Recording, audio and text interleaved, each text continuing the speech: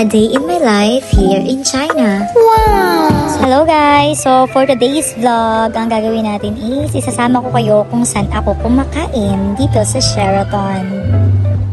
Baba tayo ngayon sa cafeteria ng mga empleyado ng Sheraton. Syempre doon lang tayo kakain dahil hindi tayo sa buffet. So ayan, more lakad lang tayo hanggang sa makarating tayo sa cafeteria.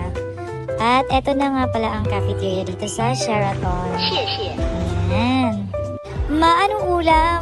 Yummy! Nga pala yung mga ulam ngayong lunch. At dito na nga tayo kukuha ng lalagyan ng ating pagkain. Ayan. Papagtan niya pa yan siya talaga. Hindi ko alam kung bakit. At ito na nga, nagbigay na ng ulam si Aling Marie. So, kuha tayo ng gulay. Kung maaari lang kumakain ng gulay, si ate mo girl.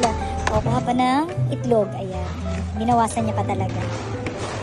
Siyempre, magkakanin tayo ngayong araw na ito dahil hindi nga tayo kumakain sa gabi. So, once a day lang tayo kumakain, kaya i-full pack na natin ang kain natin ngayon. Kain tayo, guys! Ayan. Siyempre, i-feel natin na nasa China tayo. Kainin natin lahat ng pagkain na meron sila dito. In fairness, very masarap ang food nila dito. Panalo.